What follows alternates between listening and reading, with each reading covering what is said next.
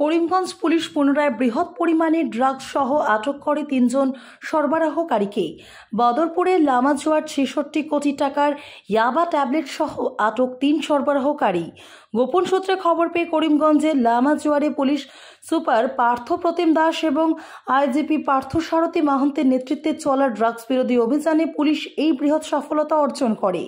অভিযান চলাকালীন অবস্থায় বোলেরো ক্যাম্পাসের একটি বাহনে তল্লাশি চালানো হয় এবং পুলিশ তল্লাশি চালিয়ে 2,20,000 ইয়াবা ট্যাবলেট উদ্ধার করে। পুলিশ আটক করে ত্রিপুরা খায়রুল হোসেন, মামুন মিয়া ও নবীন হোসেন নামের 3 জন পাচারকারীকে।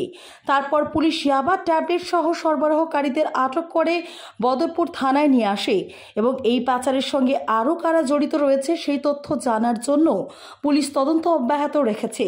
তার সঙ্গে ড্রাগ সরবরাহে ব্যবহৃত বাহনটি পুলিশ জব্দ করে। ব্যুরো রিপোর্ট, নিউজ অবিকল। বিশেষকৈ যোৱা প্ৰায় 8 বছৰে হৈ গ'ল। 8 বছৰ ড্ৰাগছৰ অভিযান খুব তীব্ৰভাৱে চলি আছে আৰু চলি থাকিব। কিন্তু কথা হ'ল কি যে ড্ৰাগছৰ ব্যৱসায়টো এনেকুৱা আৰু ড্ৰাগছ আসক্ত লোকৰ সংখ্যাও আছে, সেইখিনিও কৰিব লাগিব। যি নহওক বিভিন্ন কাৰণত ড্ৰাগছ আনিবলৈ চেষ্টা এটা কৰি থাকে। আৰু এতিয়া যিটো আমাৰ ইলেকশ্যনৰ সময়ত বহুত মুভমেণ্ট আছিলে, তেতিয়া ফ'ৰ্চ বহুত আছিলে, সেইখিনি হৈ আছিলে। তাৰপিছত এতিয়া এটা হয়তো ফিলিং হৈছিলে যে এটা হয়তো ফিল কৰিছিল যে এতিয়া হয়তো পুলিচৰ সংখ্যা কমি গৈছে, ভালকৈ অপাৰেশ্যন নহ'ব নেকি। আচলতে তেনেকুৱা ধৰণৰ কোনো কথা নাই। ড্ৰাগছ বিৰোধী অভিযান চলি থাকিব আৰু এটা খবৰ পোৱা গৈছিলে যে এটা পুলিচ কনচাইনমেণ্ট আহিব আৰু কেইবাদিনো ওপৰত কাম চলি আছিলে। এই কনচাইনমেণ্টটো আজি ইয়াত 2,20,000 ইয়াবা ট্যাবলেট চিজ কৰা হৈছে।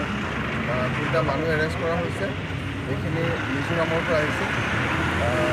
এখন নতুন পিকআপ ভেনখনৰ বেকলাইটৰ লগত যিটো এটা চেম্বাৰ থাকে, সেই চেম্বাৰটোক অলপ এইবিলাক মডিফাই কৰি তাত টেবলেটখিনি ভৰাই লৈ আহিছিলে। গতিকে বেকলাইটখিনি যিখিনি ওলোৱা হৈছে সেই চিক্ৰেট চেম্বাৰৰ পৰা এই 2,20,000 ইয়াবা ট্যাবলেট চিজ হৈছে আৰু 3টা মানুহ এৰেষ্ট হৈছে। আৰু বলেৰো পিকআপ ভেনখনৰ কোনো নাম্বাৰ নাই, এখন ব্ৰেণ্ড নিউ গাড়ী। যিখিনি বস্তু চিজ হৈছে তাৰ বজাৰ মূল্য কিমান হ'ব? চাওক, এই টেবলেটৰ মূল্য বিভিন্ন ঠাইত বেলেগ বেলেগ হয়। কোনোবা ঠাইত কম হয়, কোনোবা ঠাইত বেছি হয়। কিন্তু এইখিনি গৈ আছিল আমাৰ মেইনলেণ্ড ইণ্ডিয়ালৈ। তাত আপোনাৰ আৰু তাৰ পৰাও বিভিন্ন ঠাইলৈ গ'লহেঁতেন। আল্টিমেট ডেষ্টিনেশ্যন য'ত তাত মানুহৰ পাৰ্চেজিং খৰচ খুব বেছি, সেইখিনি ঠাইত 2,500ৰ পৰা 3,500লৈকে সেইখিনি দাম যায় এটা। গতিকে আমি যদি এভাৰেজ 3,000ৰো যদি ধৰে তেতিয়া এইখিনি মূল্য হ'ব 66 কোটি টকা হ'ব। এইখিনি যদি এভাৰেজ লয়, কাৰণ আমাৰ কেতিয়াবা 8,000 কোটি, কেতিয়াবা 3,500 কোটি হয়, কেতিয়াবা যদি সুবিধা পাইছে সেইখিনি আল্টিমেট ডেষ্টিনেশ্যন য'ত হয় তাত হয়তো কেতিয়াবা চান্স পালে 4,000ৰো লয়। গতিকে আমি যদি এটা এভাৰেজ ফিগাৰ লওঁ আল্টিমেট ডেষ্টিনেশ্যনৰ, তাত 3,000কৈ যদি আমি ধৰোঁ তেতিয়াহ'লে 66 ক্ৰ'ৰ হ'ব ইয়াৰ বজাৰ মূল্য। আটক হোৱা 3জনৰ নাম? এই 3টা মানুহে ত্ৰিপুৰাৰ। এটাৰ নাম খায়ৰুল হোসেন, এটা মমিন মিয়া আৰু এটা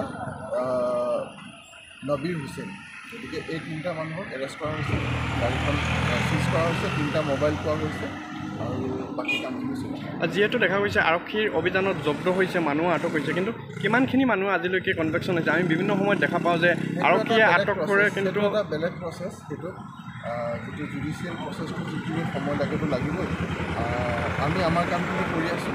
বাকী যিটো জুডিচিয়েল প্ৰচেছৰ যিখিনি কাম আছে সেইখিনি আইনমতে চলি থাকিব আৰু আমাৰ সময় লাগেতো লাগিবই প্ৰক্ৰিয়া এটাত। গতিকে সেই যিখিনি সময় লাগে কিন্তু কামখিনি নিষ্ঠা সহকাৰে আৰক্ষীয়ে কৰি দিয়ে। আৰক্ষীৰ কামখিনি আৰক্ষীয়ে কৰে, কিন্তু বিভিন্ন সময়ত আমি দেখা পাইছোঁ যে জুডিচিয়াৰ ফালৰ পৰা অকণমান ঢিলে কৰা হয় বিষয়খিনি, কিন্তু আৰক্ষীয়ে যথেষ্ট প্ৰচেষ্টা চলাই কিনি আৰক্ষী কামখিনি সুন্দৰকৈ কৰি থাকিব, নিষ্ঠা সহকাৰে কৰি থাকিব আৰু আইনী প্ৰক্ৰিয়াত, বিচাৰ প্ৰক্ৰিয়াত যিখিনি সাৱধানতা ল'ব লাগে, যিখিনি গোটেইখিনিয়ে লোৱা হ'ব যাতে কনভিকশ্যন ছিকিউৰ কৰিব পাৰি।